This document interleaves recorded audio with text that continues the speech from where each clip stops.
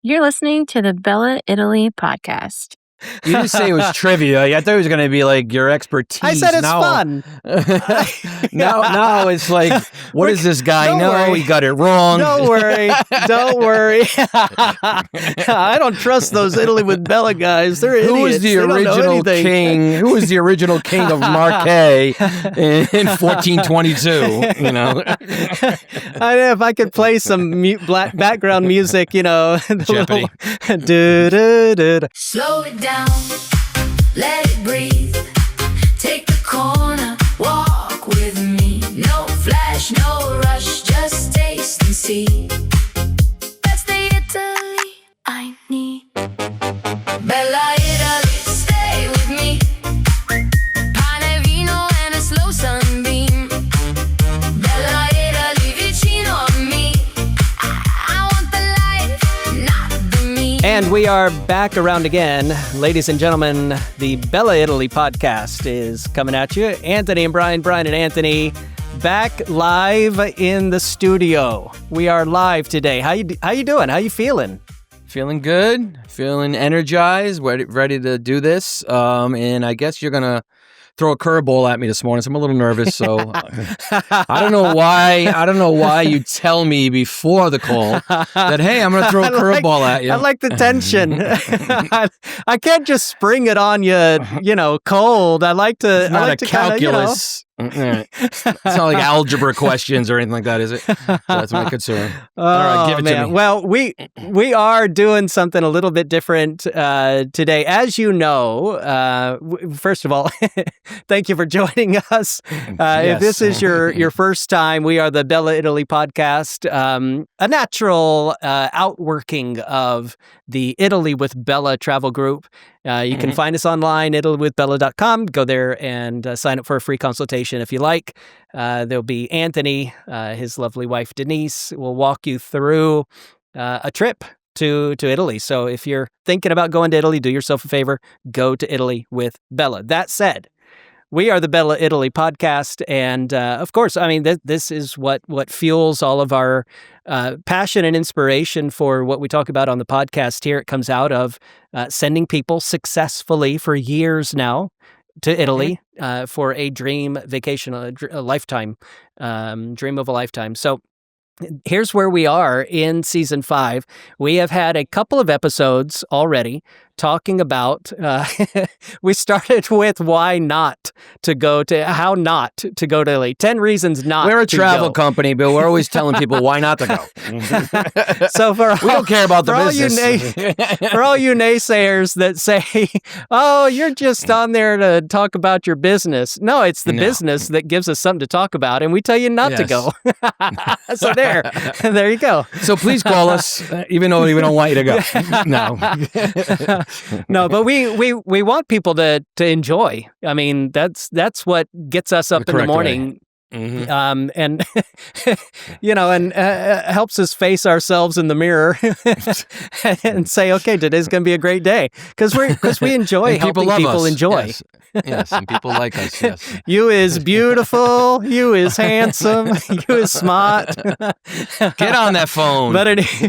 All right. Well, we digress really quickly, as you can off see. The rails. We digress. Off the rails. But okay, we have spent the last couple of episodes, as Anthony said last time, watching water boil, which is his favorite thing to do. It's the anticipation for putting the pasta in that's exciting.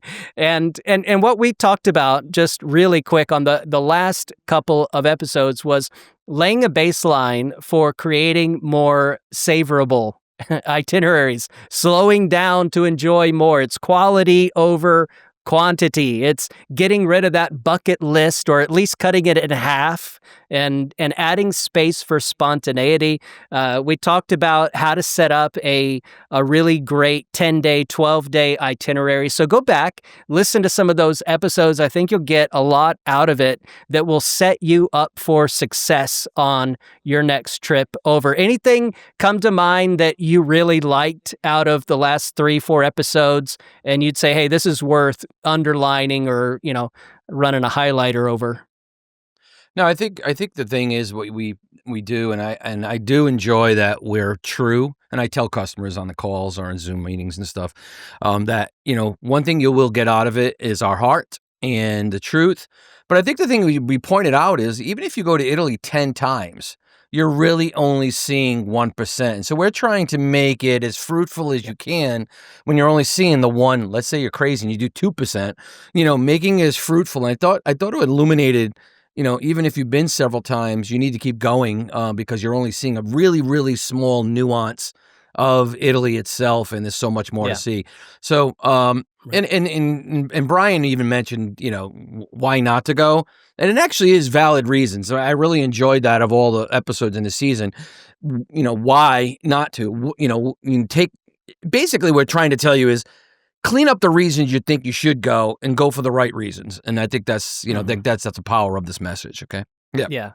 Yeah, and I'd like to say so that you can get the most out of it, and but that kind of turns on its head, because that was part of the dialogue in the last couple of episodes, was about how we're a consumer culture and we come over here to Italy to consume.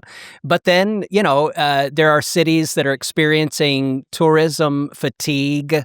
They're just worn down. It's hard to find locals. They're all moving out to the hills, and, these other odd shops are cropping up that aren't traditional because they're catering to that tourist mentality. And so we're trying to be advocates for being travelers and not tourists.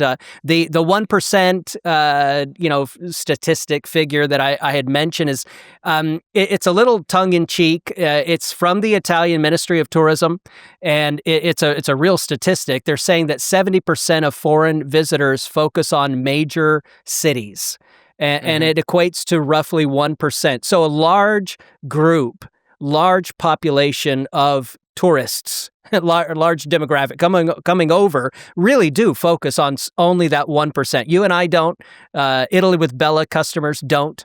We're looking to get off of the beaten path a lot of times. We're trading out. We're pivoting from some of the more well-known to the lesser well-known because you get a more real experience. And so, that's what we're after. That's the heart of why we do what we do.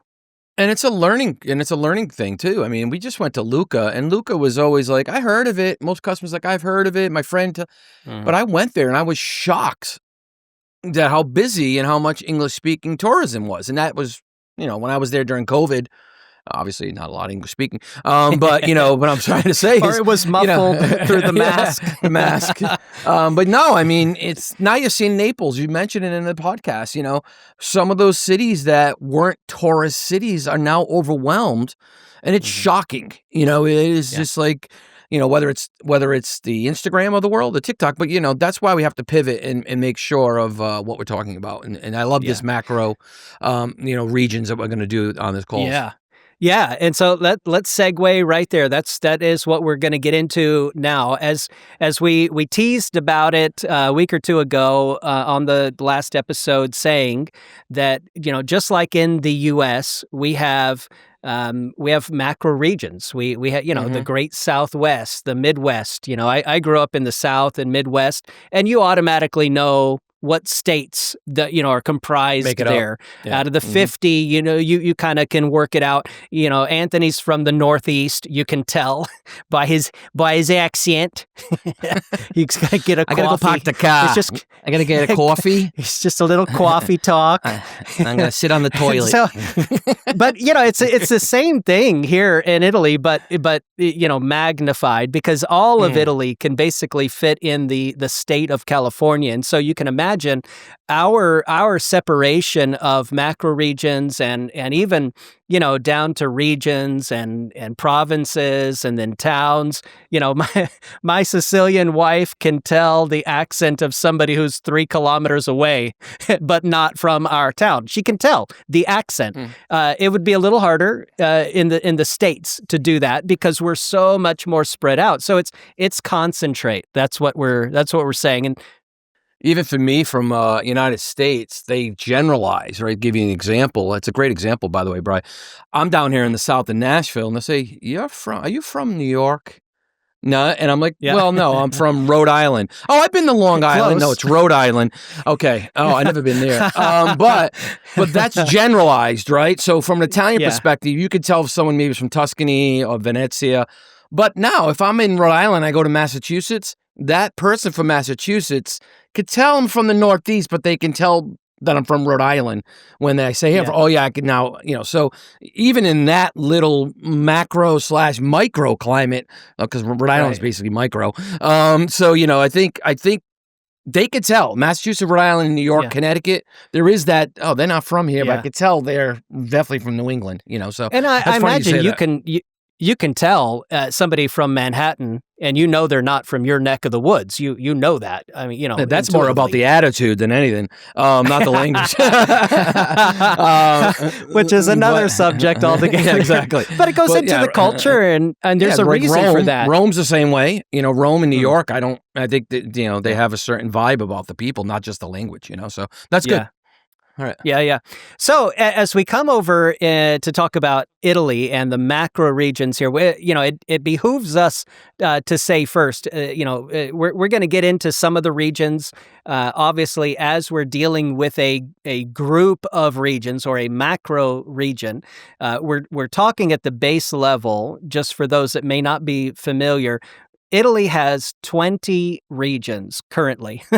This has been slice and dice. Currently. And as we get into some of these, you'll see how they've been merged together and piecemealed, and really it's provinces that have more, a pull or influence on the towns. And so that we're going to get into all that fun stuff. Really excited to dig in. But, for those that don't know, there's 20 regions. 5 of those 20 are semi-autonomous or autonomous regions, and we'll talk a little bit in a few minutes about that. What I want to just kind of say here at the very beginning is we're talking about groups of these 20 regions, and so the first couple are in the north, and as you might imagine, just like in the United States, we've got the northwest and the northeast. Okay. And so Northwest, we're talking about Piemonte, Aosta, Lombardy, we'll say it in the English, and then Liguria. So, these are some famous cities that you would recognize: Turin, Milan, Genoa. These are the cities, principal cities that you would come to mind in the Northwest. And the Northeast, that's the other side. Probably a lot of listeners are familiar with this. This is, especially Venice. You're looking at Veneto. coming into Venice as a big hub. A lot of our clients on the Italy with Bella side, they come in or they go out from Venice. Just great flights. It's a great hub. It's a great place to start. And if you have a lot of first-time visitors, that's a great place. But it's also a region. It's a reason that there is so much tourism fatigue in that area, and Venice is swamped literally with tourists and with water. So this is what we're talking about. We're talking about these macro regions. There's the center, there's the south, and then there's the islands. And I wanted to start first Here it is. with a little trivia. Here it is. Oh, no. E ora è il momento del Bella Trivia.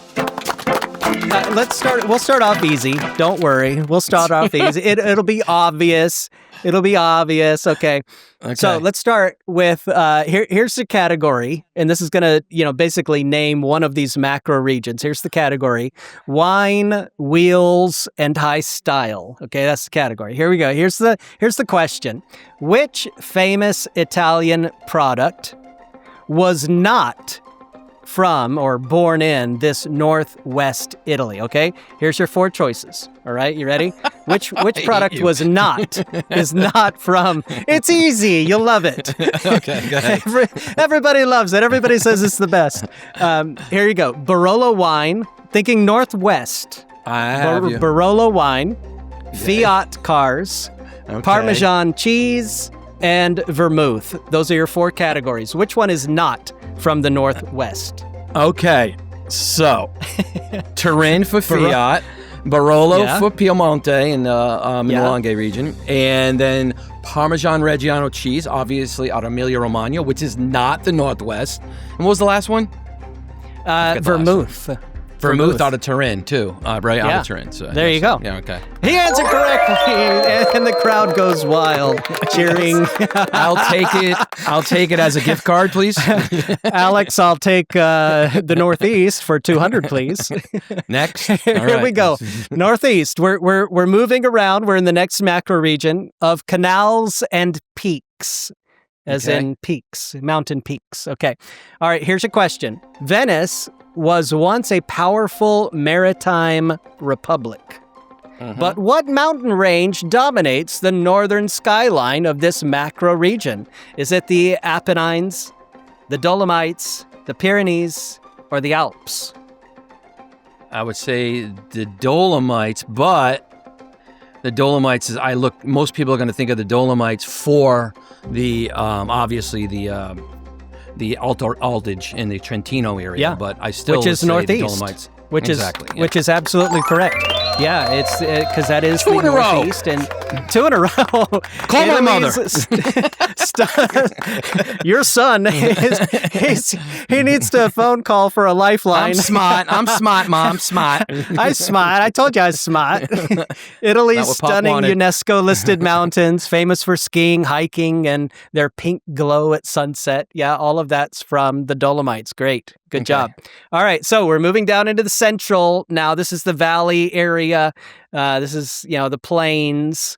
Here we go. And rolling hills. And so here's the Renaissance. The category is Renaissance roots.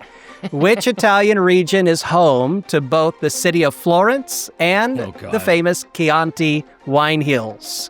Which Italian region? Lazio, Tuscany, Umbria, or La Marche? All right, so it's Tuscany or Toscana. It's yes, Tuscany. that is. So it's funny Easy about that. peasy. Funny about that is multiple times when I'll ask a client on where they fill out a form or conversations, they will say, "Oh, I want to go to the south because I've already been to the north." And I'm like, "All right, what's the north?" "Well, I went to Tuscany and I went to Marquette."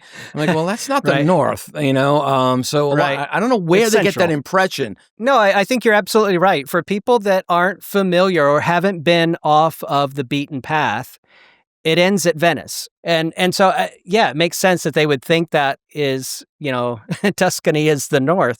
But yeah, it's really central. We're talking about the central heartland, the green heart, as Umbria has been called, of Italy. And so, all right, let's move on. Here's the next one. We're in the southern area, southern Italy. It's called the Kingdom Below is this category. The ancient city of Pompeii, buried by Mount Vesuvius, lies near which major southern Italian city? Is it Bari, Naples, Palermo, or Lecce? I appreciate the ease of this test. I I'm really putting do. the cookies on the table where everybody can reach them. Exactly. Don't worry, they get harder. Next season, this is 101. I say it's Naples for the win. Naples is correct. It's the chaotic and passionate heart of southern Italy, the birthplace of pizza. Yeah, I thought you were going to throw a curveball and put Sorrento in Naples, and I have to get my ruler out. So, all right. I think the people from Sorrento think that they're okay. But anyway, Pompeii, we'll move on. Naples is the gateway, though, a lot of times to folks that want to do the Sorrentine Peninsula. That is Sorrento, the Amalfi Coast, Capri, all of that. Getting on to that peninsula is usually they're flying in and out, or they're coming down from Naples. Yeah, there you go. Yep. All right, let's wrap this up here. We have the category about the islands. 2 islands, 2 worlds. We're talking about 2 islands in particular. And this one has to do with Sicily. Here's the question. Which of these is not located in Sicily? All right. Mount Etna, Valley of the Temples, Costa Smeralda, or Palermo? Which is not located in Sicily? Smeralda, of course. Yeah. Of course. Costa Smeralda, that's in Sardinia. Famous for turquoise waters and luxury yachts. Spectacular. There we go. Questa è stata un'altra edizione di Bella Trivia. All right, so coming back around. You did good. Bravo, bravo. As we're talking about this, I hope this is helpful to people to understand when they're coming over to Italy, what they're getting into, where they're flying in and out of, what region, what macro group it's part of, because as we're going to see, it has a heavy influence on the culture, the language, because of its history. And Italy has only been a country, right? Like a unified country for so many years. It was unified, and we're going to get to this on the first macro region that we'll talk about next time, the Northwest, the House of Savoy. We'll get into all of that, Piemonte, Turin, and how they unified Italy, but they were still monarchy. And we're talking about after World War II, and all the Nazis kicked out, fascism goes away, at least under the covers, and we have basically a democratic republic for the first time. And so, it's still struggling to get its bearings and know who it is. And I mean, it's not even been around 100 years in its current form. And it's had so many political governments, like governments, an incredible number of successive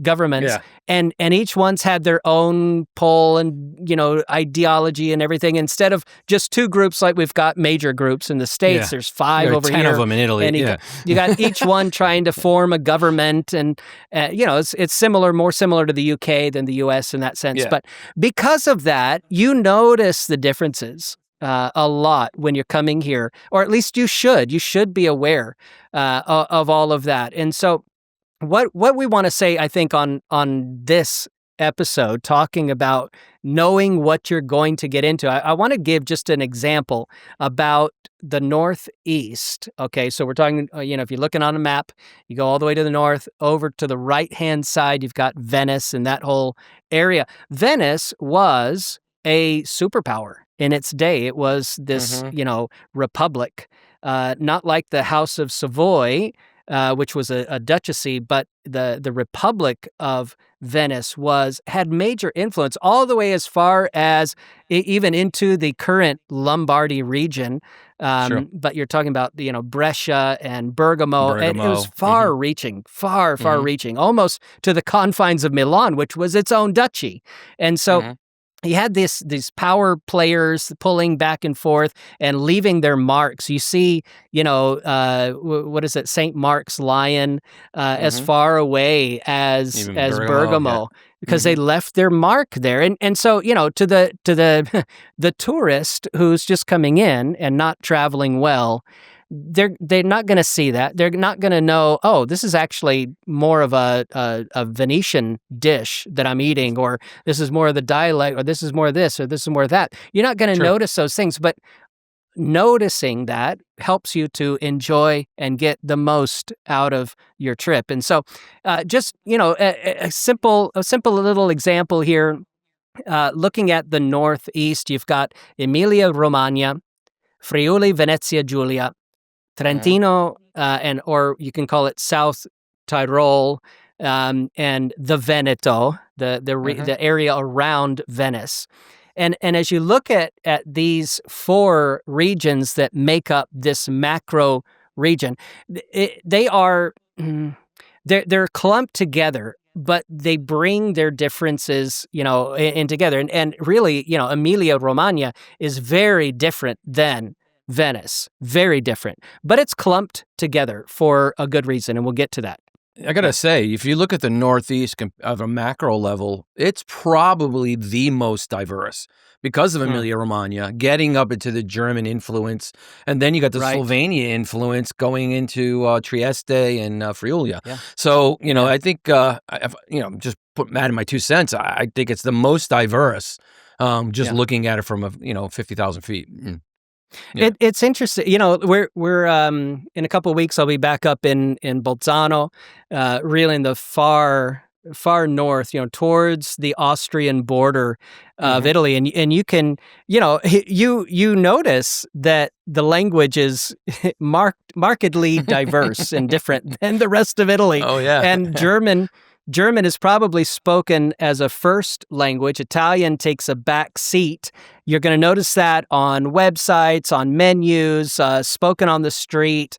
And, you go to Venice, and it's not a far cry. You're going to see German on a lot of menus because of its vicinity. And, certainly more true in Trieste, which is a little north of Venice. But it helps you make sense. On Piemonte, the other side, the northwest, it's the same kind of thing, but in a very different way. You've got French speaking, our friend in the north, Stefano, he lives where he can actually hike from his Piemonte town. He can hike up to the border of France, cross the border, come back as a day hike, and have gone to another country. And you don't think about that, but it leaves its mark. It has an influence in the kind of traffic that you get, and that's why you were saying, in a couple episodes back, you were saying, oh well, we didn't see many, or we didn't hear many English speakers. We asked our new partner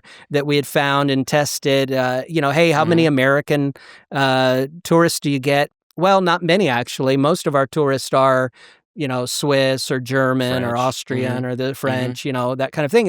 And this helps you make sense of why that is. And so, again, the more you understand, the better you can enjoy. And so, yeah, looking at, like Emilia-Romagna, you were mentioning how drastically diverse this macro region is.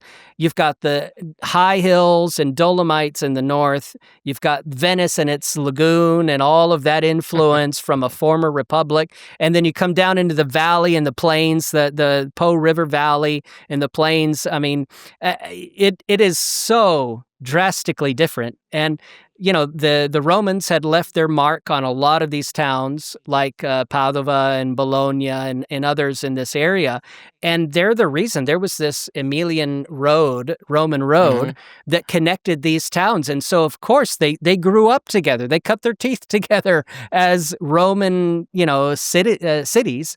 And they share a lot. They're very different than the Venice. And so all of that comes to bear. The history comes to bear on what we experience today. And we talked about that at the very beginning of this season, talking about the history of travel and why we travel, what are the reasons, the right reasons to do that. And understanding some of this history, I think, helps us be better travelers. Anything to say, anything other than that before we start sinking our teeth into some itineraries? Anything come to mind? I like what you're saying is I think a lot of people, when they book a trip, they're not looking at these facts. They're not looking at different languages. They're not looking at different food. We talk about that all the time, and you're looking at culture, you're looking at history. There's tons of Renaissance in Venice. Most people don't know that. Right. They don't realize, what they're going to immerse themselves in and what's right outside their door. So, yeah, I think it's very, very helpful to realize something looking at this, I would call it a macro trip. Right. You got a perfect trip there going to, you can go to 3 or 4 regions in 12 days, where you can see that Northeast and take it all in, and take in all the different culture of the mountains. We do that a lot, right? Venice to Bolzano, down to Lake Garda, maybe come out of Bologna. But you got to, you have an opportunity not to look at it from not just a historical or art, but also, wow, I'm going to have cultural differences in this one trip, and it's so close in the Northeast. So it's fascinating to me when I know it, but when you illuminate it a little bit to me. Oh, because I've done it so many times, but you illuminate it to me. It's like, oh, that's even more fascinating that, when I move over to another region, it's totally different, so it's a fun way to actually plan a trip. The more I look at it from a macro level, you can plan a trip from Northeast, Northwest, Center. Obviously the islands are a little different, but yeah, definitely it's a good way to look at it. Yeah, as I've been thinking about this over the last couple of weeks, and planning and just reading and thinking about my own experiences and us as a company and what we do on the Italy with Bella side, it does kind of make sense. I know a lot of what draws people, and we've said it so many times, one of the fascinating things and the most beautiful things about Italy is its diversity. But we're talking about these macro regions as a cluster of 3 or 4 different regions, and there is still so much diversity and food. The food in Venice is drastically different than the food in Padova, but it's a 45-minute ride. True. But it's drastically different, and Padova gets a lot of its influence from the Bologna side, but you're gonna see that, you're gonna feel that, and so we've been advocates of coming in and slowing down your trip, taking that bucket list, cutting it in half, maybe in half again, and deciding, okay, if I were to stay, and not that this is a rule in concrete, but if I were to stay in a macro region, and I slowed down a little bit, and I looked at the diversity in this group, this cluster of regions, and I had, let's say 2 or 3 different cities. And this is what we're going to get into when we talk about a macro region coming up on the next couple of episodes. We're going to get into what are the principal cities in this cluster, in this macro region. Where could you base out of? What could you go and do and see? Because, okay, if it's your first time in that group of regions, then you're going to want to hit some of the principal cities. Sure, I get that. But we're also going to be advocates of taking the less famous, and getting off of the beaten path and seeing the more real, authentic Italy that's waiting and, out of that 1%, And so, slowing it down is step number 1, though. Yeah, slowing it down, and you can name the cities, and you just said it. Padua, I would say in Italian, povere. What's the poor? The poor of food, poor of, it's not the same food level. Right down the road is Verona, in the same region. Verona is why the food's a little elevated because of the wine, the Valpolicella, Bamaroni. Is really related to the agriculture, the land, the farmers. Exactly. Verona has such a successful history, and it's much more rich for different reasons. And so, of course, you feel that, though. I mean, some of our favorite restaurants in Italy are in Verona. At least for me, I'd say some of my favorite that I just love to go to every time I'm there. But. So I think we're going to pull that out, but then you're going to say, well, all right, I love the idea of Padua, but that's not me. But I do love wine and great food. But I want to be on the water, and that's when you go to Garda. I want to be in the mountains. Yeah. So it's so much outside of just the cultural. There's also what you like to do. What do you want to pull out of it, right? So we can. Yeah. It's amazing when you look at just this macro from a wine.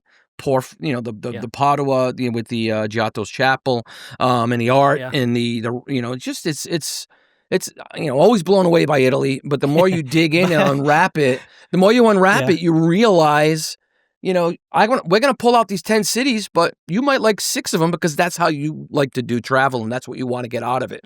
So so that's how you build a trip, by pulling those cities out and then figuring out what you want to do and why it speaks to you. It's good. And then you see this kind of thing through the eyes of an Italian, and it's really illuminating. I took my wife the last time I was in Padova, and we spent 2 days there. And as we're walking around, what catches her eye as a Sicilian? What catches her eye? Bretzel. So there's this pretzel shop. yeah, exactly. Because it's German, it's foreign. It's so yeah. foreign to her. Yeah. And she's like, oh, please. It's not the fancy restaurant that she wants to sit down. It's not the wine tasting. It's not the this or the other. It's not the. Try it? We took this boat, from Padova to Venice, and it's got all these mansions on where all the famous people. We actually saw, Napoleon's toilet, which was the highlight of the trip. But all that to say, what really caught her eye was a pretzel. And because you just don't find that down here in the South. But again, that's some of the differences that, especially through the eyes of an Italian who's not from that area. Well, she was truffles too, right? Yeah. Truffles also, right? She's from Sicily. She hasn't seen truffles. You had her introduce them to her. We do have, they do exist here in the Nebrodi Mountains. Yeah. They do have some wild truffles. They're nothing, to the pungency level of even what you guys have in Umbria or what you can find where we were in La Marche, Abruzzo, all of that. Very, very different. But yeah, they exist, but it's not part of the culture. It's not part of the cuisine. Exactly. We had to go a couple of years ago, we went to Enna in the very center of Sicily. And there was a restaurant there that actually had truffles because it's from the hill towns, and from these hill towns, they had these on the menu with just a fried egg. Fabulous. That was her first experience, the first time she ever tasted truffle. That's just amazing to me because in the north, it's like on every menu. If you're in Piemonte, you can't escape it, But again, knowing that might help you choose your trip because if you don't like that or if it's not part of your palate or you don't care about the wines or this or that, then you're going to choose something, and it's not just, well, I've got to take my selfie in Positano. Okay, but you're going to this rich area, you've got Pompeii or Paestum, or you've got these archaeological sites, you've got Mount Vesuvius, you've got, Sorrento, you've Royal got the Palace. islands, you've got so many things to go and do and see and enjoy, but not knowing that it exists, all you can talk about is what you saw on, TikTok or Instagram. Yeah. And that's an educational thing we do too. So if we're talking about cities, well, what can I do in that city? And then I'll say, to be funny, well, you can do a truffle hunt. We have some great truffle hunters. You mean those chocolate things? Why would they be in the woods? Well, truffle, yeah, okay. That'd be amazing, though, huh? So truffle, go get chocolate truffles under a tree. That'd be awesome. They've got these special pigs. Exactly. They're connoisseurs. They poop dark chocolate. But not knowing. Yeah, exactly. But that's an important distinction. That's an important distinction. So anyway, well, okay. I think we've talked about it enough. I'm excited to dig in. We're gonna dedicate an episode per macro region. So coming up, we're gonna start in the extreme northwest. All right. So if you want, if you're listening to this podcast and you haven't gone on to the next episode yet, or it hasn't come out, great. This is your chance to do, brush up a little bit on your geography. Take a look at the upper northwest, so upper left-hand side towards the French border, and just take a look. See if you recognize something there. There are some famous mountains. I'll go ahead and tell you this, spoiler. There's some famous mountains that we're going to dig into. The Matterhorn is one. And then you've also got a very famous brand named after a mountain there, Mont Blanc. And both of these are on borders, either between France or Switzerland. And they form part of this Aosta Valley that we're going to talk about, Piemonte. I'm excited to get in. I love this area. It's so rich. This is where the first monarchs were, the first king of Italy, and he unified Italy, for better or for worse. It is what it is. It's history now. So I'm excited to get into all that. So you can brush up a little bit before we dig in. I'll leave you just with this, with this thought again. The 1% problem, where you're looking at the 99% of Italy that's relatively untouched by the mass tourism engines. It's not made to order. It's not tailored to your specific desires. You're going to get what you get no matter what. That's just not us. And hopefully that's not you who's listening. You want to get out of that 1% rut and into the 99%. And I think that's what we're going to, for the rest of this season in particular, that's what we're going to try to help set you up for, so you are successful at getting out to the 99. Yeah, I would look at it as you could possibly do 5 trips to Italy. and have 5 macro, I think it's 5, right? I'm going to count them right. 5 macro regions. Yeah. And do 5 trips, and say, I covered it. I understand it. And I mean, it is a lot of money. It is a lot of time.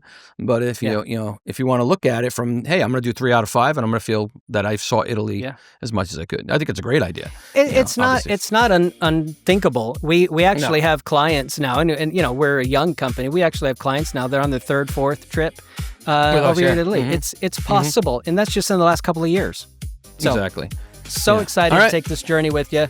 And all right, so if you're listening and the next episode is out, what are you waiting for? Dive in, and we will see you there.